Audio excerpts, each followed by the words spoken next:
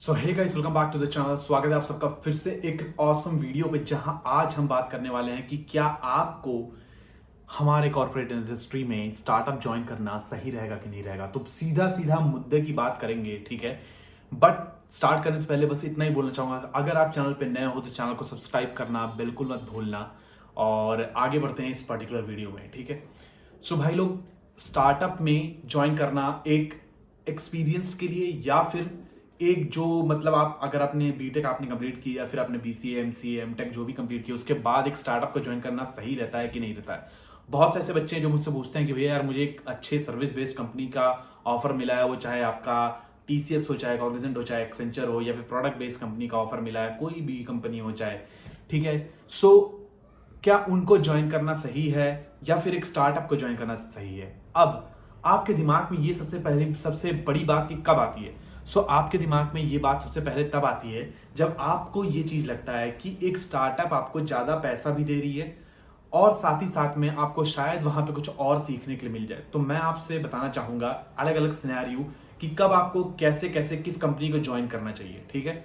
सबसे पहली चीज जो आपको अपने दिमाग में रखनी चाहिए एक कंपनी को ज्वाइन करते समय, वो ये है कि आपको ध्यान देना है कि आप किस पर्टिकुलर टेक स्टैक पे वहां पे काम करने वाले हो, क्या चीज पे आप वहां काम करने वाले हो।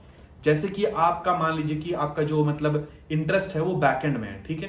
बैकएंड में मतलब बैकएंड के डेवलपमेंट में, मान लो वेब डेवलपमेंट का ही बैकएंड पार्ट पकड़ लेते हैं, या कुछ भी हम लोग पकड़ लेते हैं, या मान लीजिए आपको स्प्रिंग पे काम करने का इंटरेस्ट है, या आपको नोड जेएस पे काम करने का इंटरेस्ट है, या मान लीजिए आपको फ्रंट एंड पे जावास्क्रिप्ट पे काम करने का इंटरेस्ट है, लेकिन वहां पे आप जा रहे हो, वहां पे आपको क्लाउड पे काम कराया जा रहा है जिसमें आपका इंटरेस्ट बिल्कुल भी नहीं है, ठीक है। कभी कभी इंसान थोड़ा कॉम्प्रोमाइज कर सकता है तब जब वो पर्टिकुलर टेक्नोलॉजी जिस पे आपको काम कराया जा रहा है वो बहुत ज्यादा डिमांड में हो मार्केट में, तो आप उस पर सीख सकते हो, कुछ नई नॉलेज गेन कर सकते हो।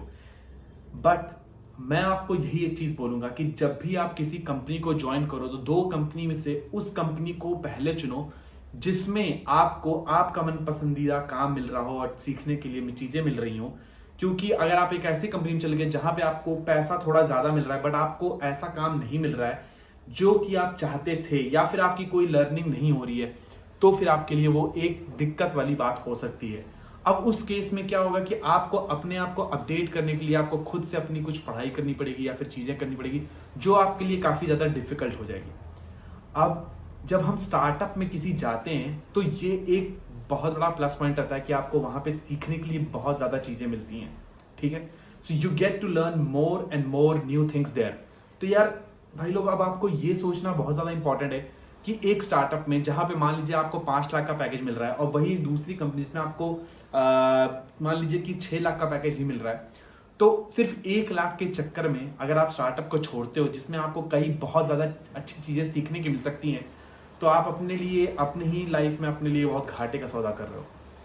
तो इसलिए कोशिश करो कि अगर आपको बहुत ज़्यादा पैसे का अंतर नहीं है, आपकी इतनी ज़्यादा रिक्वायरमेंट नहीं है पैसे की, और साथ साथ में आप उतना मतलब चीज़ें कर सकते हो, तो आप स्टार्टअप में जाओ, वहाँ पे चीज़ों को सीखो। बट स्टार्टअप में भी अच्छा काम होना चाहिए, ये नहीं कि आपसे बैठ के नॉर्मल कुछ फीडिंग डेटा फीडिंग वगैरह करा रहे हैं, ऐसा नहीं होना चाहिए। अच्छा काम होना चाहिए जिससे आपको कुछ नॉलेज गेन हो, ठीक है।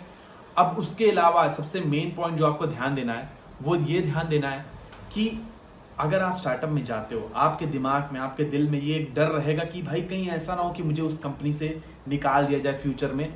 तो जॉब की सिक्योरिटी का आपके दिमाग में बहुत बड़ा क्राइसिस रहता है, ठीक है।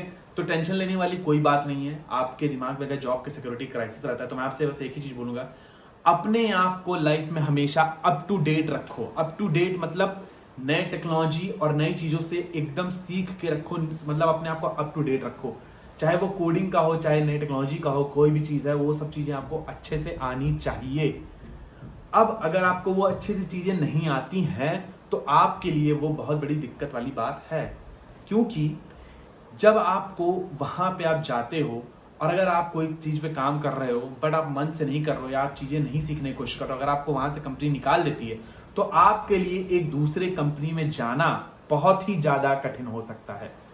तो यही चीज आपको नहीं करनी है, आपको अपने आप को अप टू डेट रखना है, ताकि अगर फ्यूचर में कंपनी आपको फायर भी कर देती है आप, या फिर कोई भी चीज रीजन की वजह से आप उस कंपनी से आप निकल भी जाते हो, तो भी आपके लिए दूसरे कंपनी को ज्वाइन करना दिक्कत वाली बात ना हो, समझ रहे हो। तो ये चीज पे आपको ध्यान देना बहुत ज्यादा जरूरी है, ठीक है। बाकी टेंशन लेने वाली कोई बात नहीं रहती है। If you have the talent you can really go into that. अब हम बात कर लेते हैं कि क्या स्टार्टअप कंपनी में जाने के बाद हम और ऐसा क्या चीज करें कि हम और ज्यादा अपग्रेड कर सके अपने आप को। ठीक है, तो स्टार्टअप कंपनी में जब आप चले जाते हो तो मैंने ऑलरेडी बताया कि आप अपने टेक्नोलॉजी और सब चीज को अप टू डेट रखो। कोशिश करो कि आप वहां पे ज्यादा से ज्यादा चीजों को सीख सको, नए नए टेक्नोलॉजी के ऊपर काम कर सको, जिससे कि आपकी प्रोफाइल और ज्यादा अपडेटेड हो सके। और साथ साथ में आप चाहो तो फिर उसके बाद अगर आपको फ्यूचर में कहीं स्विच करना है या कुछ भी करना है तो आप तैयारी करके स्विच भी कर सकते हो। ठीक है, सो ये एक बेसिक फंडामेंटल थिंग थी, जो आपकी थिंकिंग थी, जो आप परेशान हो रहे थे स्टार्टअप को लेके, उसके बारे में मैंने आपको बता दिया है। फिलहाल बस आज की वीडियो में इतना ही बोलूंगा। और बस एक चीज और कहूंगा कि अगर भाई वीडियो अच्छा लगा है तो सब्सक्राइब जरूर कर देना। ठीक है, आगे बहुत सी और से ऐसी वीडियो आने वाली है। ठीक है, और इस वीडियो का जो एम है वो 100 लाइक्स का है, तो बस 100 लाइक कर देना अगर अच्छा लगे वीडियो तो। तब तक के लिए स्टे ट्यून्ड, बी हेल्दी और जय हिंद।